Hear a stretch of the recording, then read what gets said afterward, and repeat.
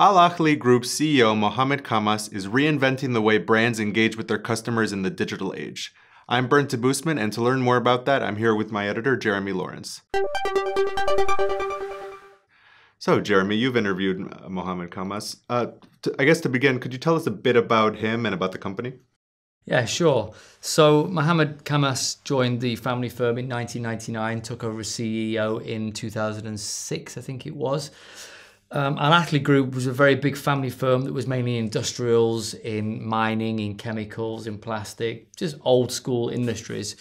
But since joining, Mohammed Khammas has rebooted the company for a new age, really. He's still got all the old strands to it, but he's a comic book fan, so he's got tie-ups with Fox Studios, Marvel, Disney, Sony. He opened Comic Cave, the world's largest comic store.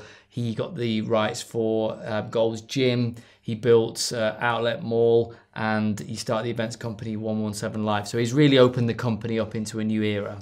And you brought Ed Sheeran to Dubai, as I understand also. He did indeed, and he met him and gave him a nude as a present. Nice. Yeah. With so many different sort of businesses, I mean, he must have an interesting way to cross-sell between those businesses. Well, that's what came out of this.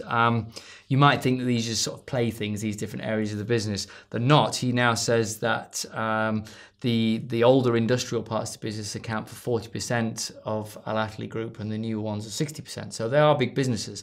How he's made them big businesses, for example, Gold's Gym members get access to first dibs on tickets for gigs. They get chances to go and do red carpet events in the States with the movies that he has tie-ups with.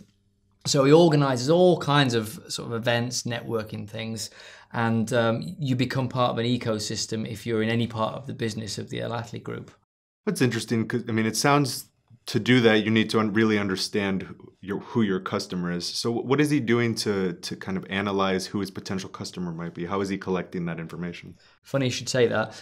He bought a few years ago a company in the US called The Audience. Now, this is actually one of the leading, most cutting-edge businesses that do, what do they call themselves? One of the largest publishers of social and digital content with a global reach of 1 billion people. That could mean anything. In practice, it means that they were founded by Oliver Luckett, tech entrepreneur, Sean Parker, founding Facebook president, and Ari Emanuel, co-CEO of William Morris Endeavor. They are, really, really high-level top people. So this company, they ran the social media for Obama's second campaign. They learn and to engage and understand their audiences. So what this means in practice for Ahli and for Mohammed Khammas, I'll give you one example. He found out that there's 68,000 fans of Korean pop music in the UAE, which led to him putting on a huge K-pop festival just last month in Dubai at his venue, bringing people to his mall, his stadium with his events company. He also brought out a Mexican-American comedian, Gabriel Iglesias, who is very well known in certain niche circles, but they threw the research out to find out who would be the best act to bring, and he came out top amongst more established acts, and he sold out 2 nights, could have easily done a third. So he's got these tools to be able to really read and find out and engage with an audience. He also started another company that's able to sort of data crunch as well. So very, very modern techniques to be able to reach out to new audiences and find out what he needs to do to attract business. Interesting. And I understand he also had quite a bit to say about the UAE and sustainable growth in business and how that would work. What did he have to say about that? Yeah, this comes back to more of his traditional interests, I guess. He was talking about Outlet Mall, which he's going to double in size in this year, I believe. But he said there's 7 malls within a 10-minute drive of there, and he said that developers have got to think more long term. Outlet Mall, of course, has got a very specific proposition, and he tries to do that with all his businesses. He says you can't just keep opening more malls.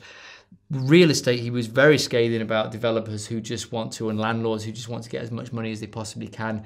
He said we have to keep the cost down to keep the money in people's pockets so they can spend in the wider Dubai economy, of course, including his businesses. He would like you to do that. So he's got lots of plans there, some that he hasn't announced yet, but he's very geared towards the sustainable long-term growth of the economy in Dubai and the ability for that money to be spread around. It's interesting. And what did he have to say about the future of his company and the role they'll play? Okay, well, I think I mentioned before that he's very much still involved in all the other areas of the business, and the plastics, the industrials, the mining continues to grow, as do all these newer segments.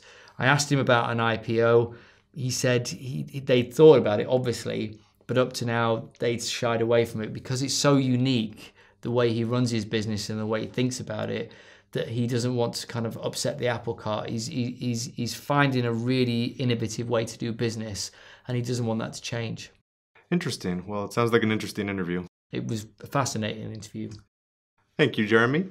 As always, you're watching Inside AB. Remember to watch every weekday at 10 a.m. and subscribe. Thank you.